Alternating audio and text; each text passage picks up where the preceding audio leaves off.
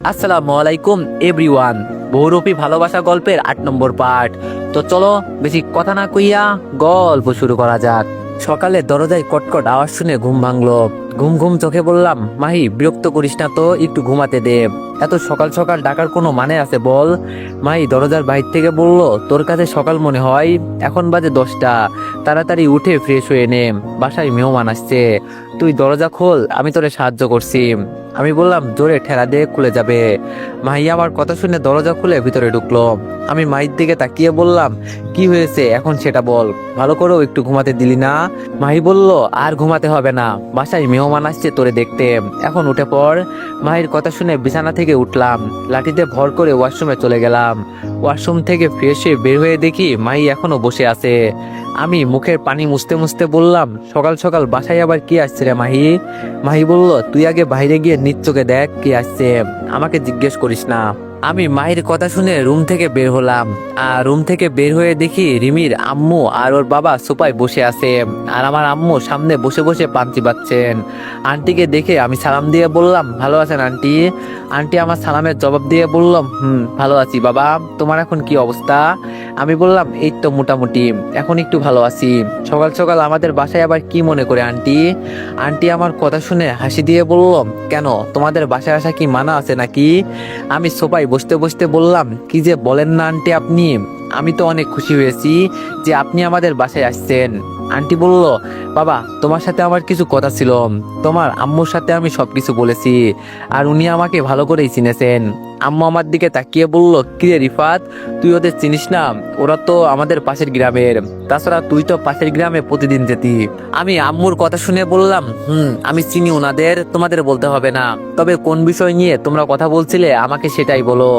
রিমির বাবা এবার আমার কথা শুনে একটা হাসি দিয়ে বলল, তুমি ছেলেটা অনেক ভালো, তোমার নিজের জীবন বাজি রেখে আমাদের তুমি বাঁচিয়েছো। তাছাড়া আমরা ভালো একটা ছেলে খুঁজছিলাম, যে আমাদের মেয়ের জন্য একদম পারফেক্ট, যে আমাদের বাঁচিয়ে এখান পর্যন্ত নিয়ে আসছে, সে আর যাই হোক খারাপ হতে পারে না। আমরা চাই আমাদের মেয়েকে তুমি বিয়ে করো, তোমার মতো ভালো ছেলে পাওয়া ভাগ্যের বিষয়।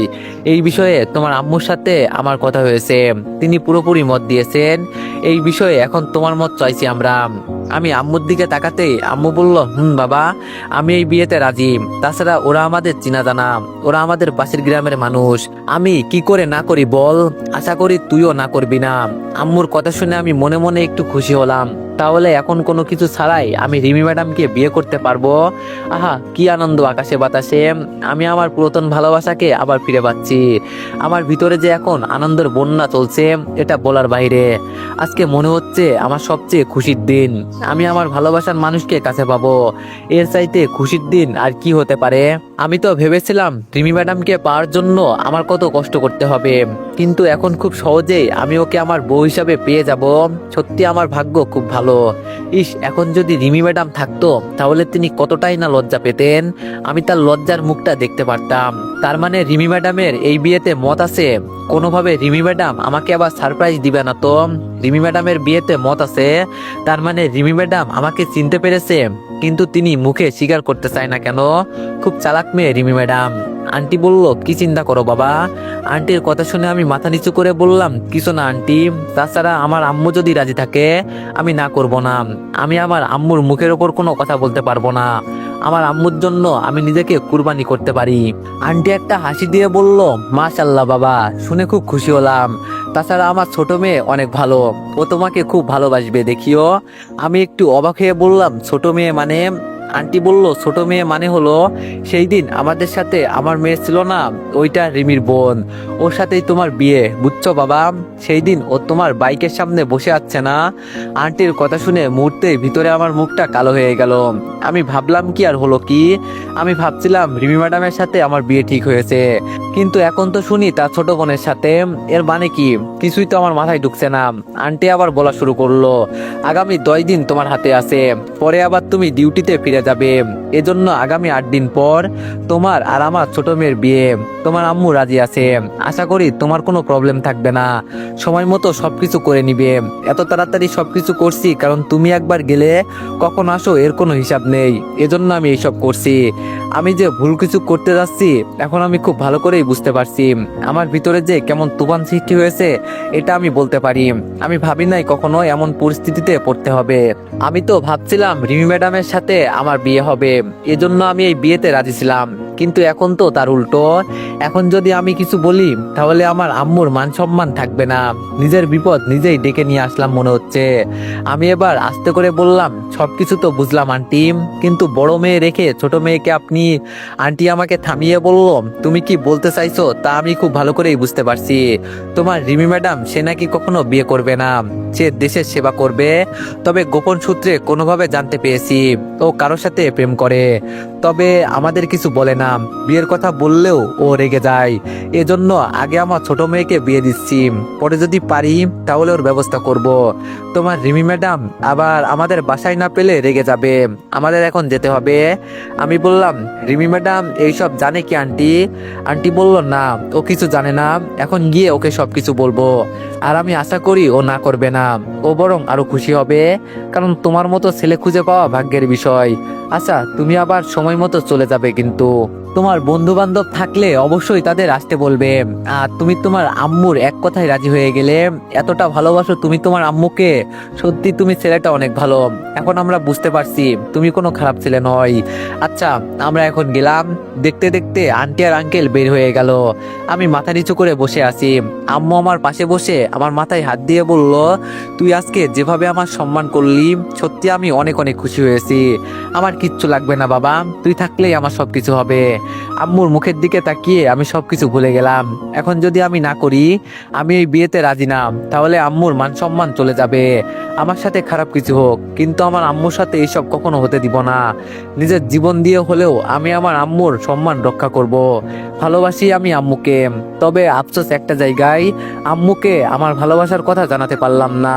আম্মু উঠে টেবিল থেকে নাস্তা এনে আমাকে খাওয়াতে লাগলো। আমি আম্মুকে জিজ্ঞেস করলাম, এত তাড়াতাড়ি সবকিছু করার কি দরকার আম্মু? আম্মু হাসি দিয়ে বলল, তুই একবার চলে গেলে কবে আসবি তার কোনো হিসাব আছে? তাছাড়া আমার এখন বয়স হয়েছে, তোর বোনকে বিয়ে দিয়ে আমি নাতির মুখ দেখবো, পরে আমি মারা গেলেও সমস্যা নেই। আমি আম্মুর মুখে হাত দিয়ে বললাম, এইসব কথা মোটেও বলবে না, তুমি ছাড়া আমাদের কি আছে? তুমিও তো আমাদের সবকিছু। মাই বলল, ভাইয়া তোর ফোনটা একটু দিবি? আর মেয়ের পিক কি তোর ফোনে আছে? আমি মায়ের দিকে তাকিয়ে বললাম, পিক টিক নাই। আর আমি কি জানি হঠাৎ করে আম্মু সবকিছু ঠিকঠাক করে ফেলবে। বিছানার নিচে গিয়ে দেখ আছে। মাই আর কিছু না বলে চলে গেল। আম্মু আবার বলল, আমি তো আবার তোর মতের বিরুদ্ধে গিয়ে। আমি বললাম, আরে আম্মু তুমি কি যে বলো না, আমি তোমাকে এই কথা বলছি কি আমার আম্মু কিছু বলবে আর আমি তা রাখবো না, এটা কি হতে পারে বলো? আম্মু বলল, তোর পায়ের কি অবস্থা, এখন কেমন ফিল করছিস? আমি বললাম, এই তো ভালো হয়ে যাবে, চিন্তা করো না আম্মু। নাস্তা শেষ করে বললাম, আম্মু আমি একটু ছাদে গেলাম, একটু হাওয়া খেয়ে আসি। আম্মু বলল, বাবা দিনের অবস্থা ভালো না, যে কোনো সময়ে মেঘ চলে আসতে পারে, এখন যাওয়ার দরকার নেই। আমি বললাম, আরে আম্মু কিচ্ছু হবে না, বৃষ্টি আসলে বৃষ্টিতে ভিজবো, অনেকদিন হলো বৃষ্টিতে ভেজা হয় না। আম্মু বলল, সে তোর যা ইচ্ছা তাই কর। আর রিয়া মেয়েটা অনেক ভালো হয়ে গেছে। সেই দিন আমার পা ধরে বলছে, আন্টি আমি এখন ভালো হয়ে গেছি, আপনার সাথে যদি কোনো বেয়াদবি করি মাফ করে দিবেন। ও এখন আর আগের মতো নেশা করে না। শুনলাম ও নাকি তোর বান্ধবী। আমি বললাম, আম্মু কি করব বলো, মেয়েটা ভালোই আছে এটা আমি জানি। আম্মু আর কিছু না বলে উঠে চলে গেল। আমি লাঠিতে ভর করে ধীরে ধীরে ছাদে চলে গেলাম। আম্মু ঠিকই বলেছে, আজকের দিনটা মেঘলা, আকাশের আবহাওয়া ভালো না, কখন যে মেঘ এসে যায় এর কোনো হিসাব নেই। ছাদের এক কোনায় গিয়ে চুপটি করে বসলাম। নিচে বসতেই মেঘ থেকে বৃষ্টির বড় বড় ফোঁটা পড়তে লাগলো। হঠাৎ করে চোখ থেকে টপ টপ করে পানি পড়তে লাগলো। মেঘের পানির সাথে চোখের পানি মুছে যাচ্ছে বলাও যায় না। আজকে কান্না করতে খুব যেন ইচ্ছা করছে। তার শব্দের ভালোবাসা, এর ভিতরে কত গভীরতা লুকিয়ে আছে না? মানুষ কখন কান্না করে জানেন? যখন দেখে সে সবচেয়ে বড় অসহায়। আজকে আমি সবকিছু হারিয়েছি, কেমন যেন অসহায় হয়ে পড়েছি। আমি নিজ চোখে দেখেছি একটা ছেলে 1 মাসের ভালোবাসা হারিয়ে কেমন পাগলামো করছে। আর আমার তো অনেক দিনের ভালোবাসা। হয়তো রিমি ম্যাডাম আমাকে ভালোবাসে না, কিন্তু আমি তো তাকে ভালোবাসি। রিমি ম্যাডাম একবার আমাকে বলতো, তুমি সেই পিচ্চি ছেলে যে প্রতিদিন আমার পিছনে ঘুরতো।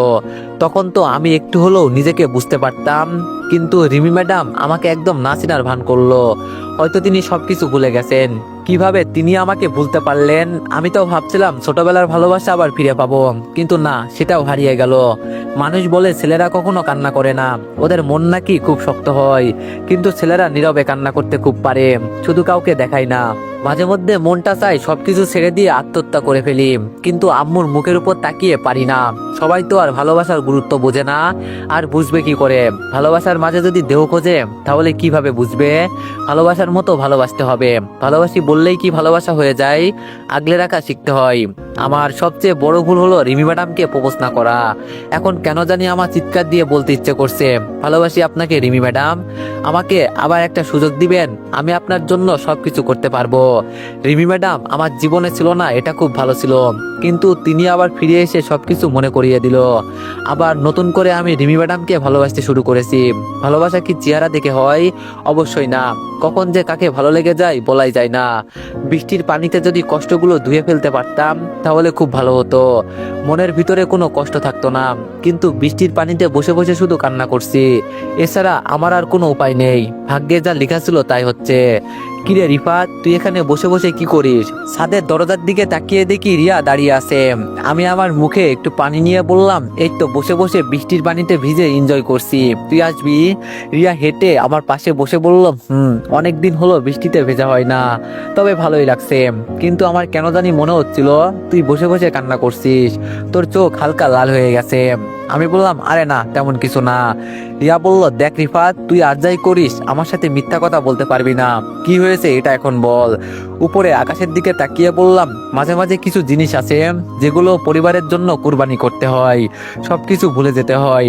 আমি যেটা চেয়েছি সেটাই পাই নাই, হয়তো এটা আমার কপালের লিখন। রিয়া বলল, পৃথিবীর নিয়মটাই এমন রে। তোর কি হয়েছে আমাকে একটু বল। আমি বললাম, আমার বিয়ে ঠিক হয়ে গেছে রিয়া। রিয়া আমার কথা শুনে অবাক হয়ে বলল, কি? আমি বললাম, আমার বিয়ে ঠিক হয়ে গেছে।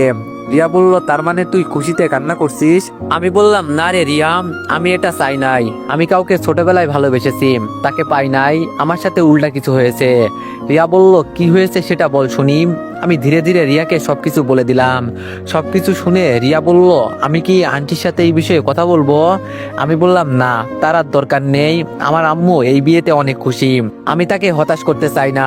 রিয়া মাথা নিচু করে বলল, আমিও কাউকে তোর মতো ভালোবেসেছিলাম, কিন্তু সে আমাকে রুমের ভিতরে নিয়ে বন্ধুদের সাথে মজা করতে চেয়েছিল। ভাগ্য ভালো ছিল, তখন সাথে পিস্তল ছিল, এজন্য বেঁচে আসছি, নইলে এখন আর এই রিয়াকে দেখতে পারতি না।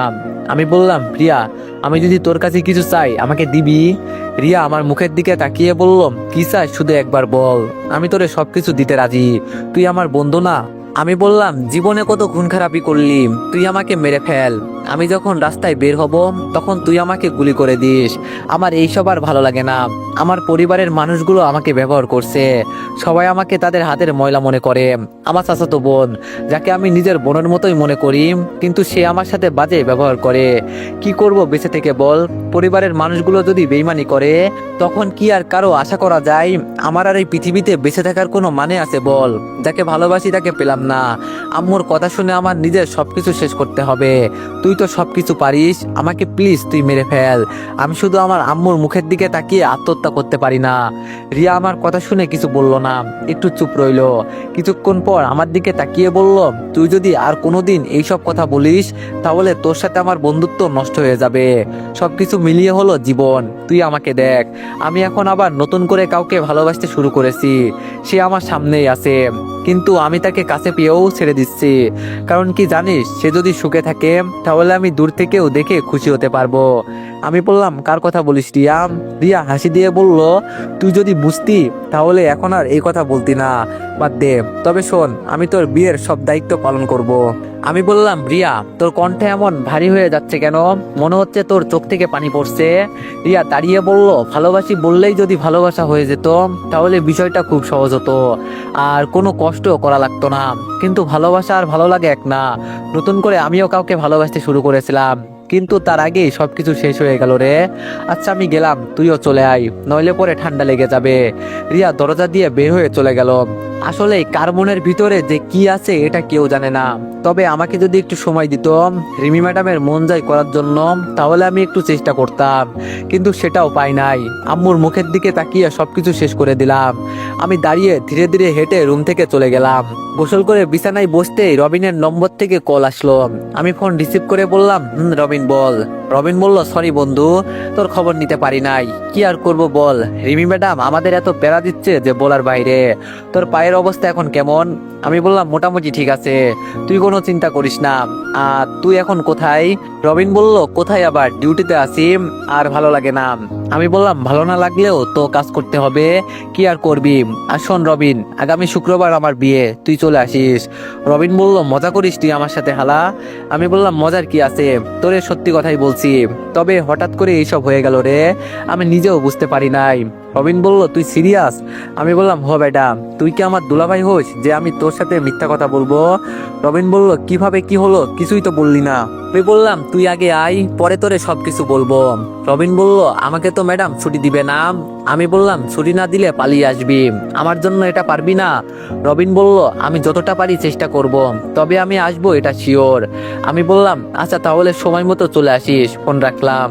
আমি ফোন কেটে বিছানায় পা দুলিয়ে বসে আছি। ওই মানুষ কথাই বলে না, সময় এবং নদীর স্রোত কারোর জন্য অপেক্ষা করে না। আমারও বিয়ের সময় এগিয়ে আসলো। আজকে 7 দিন চলে গেল। আগামীকাল আমাকে বর্ষেছে রিমি ম্যাডামের বাসায় যেতে হবে। এই তো কিছুদিন আগে আপু আসছে। আপু এসে আমাকে কি যে বকা দিল, ওর অনুমতি ছাড়াই আমি সবকিছু করে ফেলছি, এটাই আর কি। রবিন নাকি আজকে রাতে আসবে। এখন আমি মোটামুটি অনেকটাই সুস্থ, বিছানায় বসে বসে গেম খেলছি। হঠাৎ দেখি তানিয়ার বান্ধবী ঋতু ভিতরে ঢুকলো। ঋতুকে দেখে আমি মাথা নিচু করে বললাম, কি খবর ঋতু তোমার? আজকাল তো তোমার দেখাই পাওয়া যায় না। ঋতু কিছু না বলে মুখ কালো করে আমার পাশে বসলো। আমি আবার বললাম, কি হয়েছে ঋতু, তোমার মন খারাপ নাকি? ঋতু বলল, আপনি আমার সাথে এটা করতে পারলেন?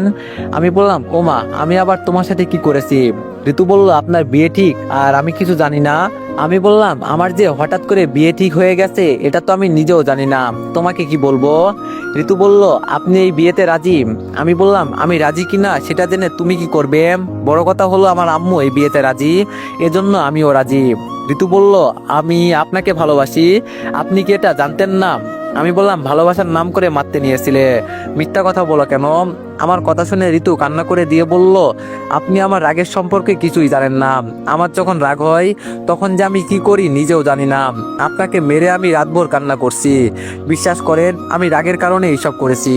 আমি বললাম, বাদ দাও ঋতু, আমি এইসব আর শুনতে চাই না। দেখো আমি একটা কথা বলি, তুমি তোমার বাসার সামনে রাস্তার পাশে দোকানে দাঁড়িয়ে দেখবে, দোকানের যে হ্যান্ডসাম ছেলেটা আছে না, দেখবে ও তোমার দিকে তাকিয়ে আছে। তখন তুমি তাকে দেখে একটু ভাব নিবে, আর ধীরে ধীরে তুমিও তার প্রেমে পড়ে যাবে। মেয়ে মানুষ এগুলোই বেশি করে, একজনকে ফাঁসিয়ে অন্য কাউকে নিজের জীবন সঙ্গী করে নেয়। এজন্য আমি মেয়েদের বিশ্বাস করি না। তুমি তোমার রাস্তায় আর আমি আমার রাস্তায়, বুঝলে? ঋতু বলল, আমি কি সত্যি এতটা খারাপ মেয়ে যে আমাকে বিয়ে করা যাবে না? আমি বললাম, দেখো ঋতু, আমি এই কথা বলি নাই, এখন সবকিছু আমার হাতের বাইরে। তাছাড়া তুমি আমার ভাগ্নির বান্ধবী, এজন্য আমি তোমাকে একই নজরে দেখি। বাদ দাও এসব কথা এখন। ঋতু বলল, ভালোবাসি আপনাকে, আমাকে নিয়ে পালিয়ে যাবেন, আমি এক পেয়ে রাজি। আমি বললাম, আর একবার এই কথা বললে আমি তোমার সাথে আর কোনো কথাই বলবো না। আমার আম্মু এসব জানতে পারলে তোমাকে বাসা থেকে বের করে দিবে। যেই কারণে এখানে আসছো সেটা করে চলে যাও, আমার ঝামেলা পছন্দ নয়। আর তাছাড়া তোমাকে বিয়ে করার মতো আমার কোনো ইচ্ছাই নাই, আমি আবার বাড়তি ঝামেলা পছন্দ করি না। আমার কথা শুনে ঋতু চোখের পানি মুছে একদম চুপ হয়ে গেল, ওর মুখ থেকে কোনো কথা বেরোচ্ছে না। আমি আবার ওকে বললাম, পাগলামো করো না, আবেগ কেটে গেলে আমাকে আবার তুমি বাই দিবে, এজন্য যতটা পারো আমার থেকে দূরে সরে থাকো। ঋতু বলল, আপনার ঠোঁটে একটা কিস করতে পারবো, এটাই আমার শেষ ইচ্ছে, এরপর আপনার সামনে আমি আর কোনোদিন দাঁড়াবো না। ঋতুর কথা শুনে আমি একদম বোকা হয়ে গেলাম, ছিছি, এই মেয়ে এইসব কি কথা বলে? ঋতু আবার বলল, এই একটা জিনিস চেয়েছি, দিবেন না আমাকে? আমি বললাম, দেখো তুমি যে আবদার করলে এটা আমি কখনো দিতে পারবো না, এখান থেকে চলে যাও। ঋতু দাঁড়িয়ে আমার সামনে এসে আমাকে কিছু জিজ্ঞেস না করেই ও সরাসরি লিপ কিস করে দিল। কিছুক্ষণ পর ছেড়ে দিয়ে বলল, আপনাকে অনেক অনেক ধন্যবাদ, আপনাকে বিয়ে করতে পারি নাই এতে আমার কোনো আফসোস নাই, তবে আপনি খুব ভালো। হঠাৎ চোখ গেল দরজার কাছে দেখি তানিয়া দাঁড়িয়ে আছে। ঋতু আমার দিকে তাকিয়ে বলল, আপনি কোনো চিন্তা করবেন না, ও আমার বান্ধবী, আমি ওকে সবকিছু বুঝিয়ে বলবো, ভালো থাকবেন। এই কথা বলে ঋতু রুম থেকে বের হয়ে চলে গেল। দিন পেরিয়ে রাত হয়ে গেল। রাতে রবিন আসতেই ওকে আমি সবকিছু বুঝিয়ে বললাম কিভাবে কি হয়েছে, আর বললাম সকালের জন্য রেডি হয়ে নে। রাতে খাবার খেয়ে ঘুমিয়ে গেলাম। সকালে যথারীতি সবাই নিজের কাজ নিয়ে বিজি হয়ে গেল। আমি আর রবিন রুমে বসে তখন আড্ডা দিচ্ছি। হঠাৎ করে আপু এসে বলল, রিফাত গোসল করে রেডি হয়ে নে, বেলা অনেক হয়েছে। আমি বললাম আচ্ছা ঠিক আছে, তুই যা, আমি রেডি হচ্ছি। তবে কালকে থেকে রিয়া আমার নজরে পড়ছে না, ওকে তো কোথাও দেখতে পাচ্ছি না। রবিনকে বসিয়ে আমি রিয়ার রুমে গেলাম। গিয়ে দেখি রিয়া বিছানায় শুয়ে আছে। আমি ধীরে ধীরে ওর পাশে শুয়ে বললাম, তোরে জড়িয়ে ধরবো কি রিয়া? আমার কথা শুনে রিয়া লাফ দিয়ে বিছানা থেকে উঠে গেল আর বলল, তুই এখানে? আমি বললাম, এখানে আসছি কি সাধে? আজকে আমার বিয়ে আর তুই রেডি না হয়ে শুয়ে আসোস, এটা কোনো কথা বল? তুই কি যাবি না? রিয়া বলল, না রে, যাব না, আজকে আমার শরীর খারাপ। আমি বিছানা থেকে উঠে বললাম, আমি কিছুই শুনতে চাই না, তুই যাবি এটাই আমি জানি, আর তুই আমার বান্ধবী না। রিয়া বলল, রিফাত আমি বললাম তো আমার ভালো লাগছে না। আমি এবার রিয়াকে ঠেলে নিচে ফেলে দিয়ে আমি ওর দিকে তাকিয়ে বললাম, তুই যদি আমার বান্ধবী না হতি তাহলে আমি ফ্রিতেই বাচ্চা উপহার দিতাম, তোরে দেখলে মন চাই। রিয়া চোখ রাঙিয়ে বলল, কুত্তা, ফালতু কথা বলবি না, আমাকে ছাড়, আমি রেডি হচ্ছি। আমি বললাম, কেন, বিয়ের আগে আমার সাথে বাসর করতে চাস না? রিয়া বলল, রিফাত ছাড় বলছি, ভালো হবে না কিন্তু। আমি রিয়াকে ছেড়ে দিয়ে বললাম, যা, তোরে ছেড়ে দিছি, এখন তাড়াতাড়ি গিয়ে রেডি হয়ে আয়। রিয়া আবার মুখ বাঁকিয়ে বলল, আমি গেলে তো? আমি বললাম, আমি কিন্তু এখন কিছু করে ফেলবো। রিয়া দৌড়ে ওয়াশরুমে ঢুকে বলল, তুই আস্ত একটা খবিস। আমি হাসতে হাসতে রিয়ার রুম থেকে বের হয়ে গেলাম। তবে আম্মুর রুমের পাশ দিয়ে যেতেই ভিতর থেকে শুনি ঋতু বলছে, বুঝলি তানিয়া, তোর মামাকে তো আমি দেখতেই পারি না, ওকে তো আমার পছন্দ হয় না, আমার আবার বয়ফ্রেন্ড আছে, তুই তো চিনিস। তোর মামাকে উল্টাপাল্টা কথা বলে ইমোশনাল করে দিয়ে একটা কিস আদায় করে নিলাম। তুই তো বললি তোর মামা এখন আমাকে আর দেখতে পারে না, এখন তো দেখলি তোর মামাকে কিস পর্যন্ত করে দিয়েছি, এখন আমার বাজির টাকাটা দে, আমি তো তোর মামাকে কিস করে দেখিয়েছি। কিরে রিফাত, তুই এখানে কি করিস? তাড়াতাড়ি রেডি হ। আম্মুর কথা শুনে ঋতু আর তানিয়া ভিতর থেকে বের হলো। আমাকে দেখে ওদের চোখ কপালে উঠে গেল। আমি আম্মুকে বললাম, এই তো আম্মু, এখন গিয়ে রেডি হচ্ছি, আর যাবো আর আসবো। আমি ঋতুর দিকে চোখ ঘুরিয়ে তাকিয়ে বললাম, একটা মানুষ একবার ভুল করলে মেনে নেওয়া যায়, কিন্তু বারবার এমন করলে মেনে নেওয়া যায় না। যা করছো ভালো হয়েছে, নিজের আসল রূপটা দেখিয়ে দিয়েছো। আপু আমার পাশে দাঁড়িয়ে বলল, কিরে রিফাত, তোর কি হয়েছে? তাড়াতাড়ি রেডি হ। আমি আপুর কথার উত্তর না দিয়ে তানিয়ার দিকে তাকিয়ে বললাম, তুই আমার আপন ভাগ্নি, তুই আমাকে মারতে পর্যন্ত নিয়েছিলি, আমি তোরে কিছু বলছি? তবে আজকে যদি আমি তোরে বলি, এই বিয়ের পর যদি আমি তোরে ঋতুর সাথে দেখি, তাহলে আমি ভুলে যাব তুই আমার আপন ভাগ্নি। এজন্য যদি আমার বড় বোনের সাথে আমার সম্পর্ক নষ্ট করতে হয়, আমি সেটাও করব, এটা মনে রাখিস। এই কথা বলে আমি রুমে চলে যাচ্ছি। পিছন থেকে আপু বলল, কিরে রিফাত, কি হয়েছে, কিছু বললি না তো? আমি সরাসরি রুমে ঢুকে ওয়াশরুমে চলে গেলাম। গোসল করে ফ্রেশ হয়ে বরের কাপড় পরতে লাগলাম। সবকিছু পরে রেডি হতেই রবিন বলল, মামা তোরে তো একদম ঝাঁকানাকা লাগছে। আমি বললাম, থাক, তোর আর প্রশংসা করতে হবে না, এখন বাইরে চল। রুম থেকে বের হতেই দুলাভাই বলল, বাহ শালা, তোমাকে বরের পোশাকে খুব মানিয়েছে। সবাই রেডি হয়ে বাসা থেকে বের হলো। আমি গাড়ির ভিতরে বসতেই আমার পাশে রবিন আর দুলাভাই বসলো। দুলাভাই আমার পাশে বসেই বলল, বুঝলে শালা বাবু, কার যে কখন বিয়ের বয়স হয়ে যায় এটাই বলা যায় না, তবে তুমি কিন্তু কচি মেয়ে। আমি দুলাভাইয়ের মুখে হাত দিয়ে বললাম, ধুর মিয়া, আপনার ফাজলামো বন্ধ করে একটু চুপ করে বসেন তো। দুলাভাই আর কিছু না বলে চুপচাপ আমার পাশে বসে আছে, আর উনি আমাকে শিখিয়ে দিচ্ছে কিভাবে কি করতে হবে। রিমি ম্যাডামের বাসার সামনে নেমে ভিতরে গেলাম। আমি গিয়ে বরের জায়গায় বসলাম। অনেকক্ষণ হলো বসে আছি, মাগার বিয়ের কোনো খবর নেই। একরকম বিরক্ত হয়ে দুলাভাইকে বললাম, কি খবর মিয়া, এখনো কোনো খোঁজ খবর নেই? আমার কিন্তু আর ভালো লাগছে না। দুলাভাই আমাকে বসিয়ে রেখে তিনি ভিতরে গেলেন। কিছুক্ষণ পর দুলাভাই রিমি ম্যাডামের মাকে নিয়ে আমাদের সামনে হাজির হলো। আমার আম্মু কোথা থেকে আমার পাশে বসে বলল, কি খবর বোন, আমাদের তো বাসায় যেতে হবে, একটু তাড়াতাড়ি করবেন প্লিজ। আম্মুর কথা শুনে রিমি ম্যাডামের আম্মু বলল, আসলে হয়েছে কি, আমার ছোট মেয়ে তার বয়ফ্রেন্ডের সাথে পালিয়ে গিয়েছে। কিছুক্ষণ আগে ও পিছনের দরজা দিয়ে পালিয়ে গেছে, আমরা বলতেও পারি নাই। আন্টির কথা শুনে সবাই একদম চুপ হয়ে গেল, কারো মুখে কোনো কথা নাই। তো এভরিওয়ান, নেক্সট ওয়ার্ডের জন্য সবাই একটু বেশি বেশি লাইক আর কমেন্ট করে দিও। ধন্যবাদ।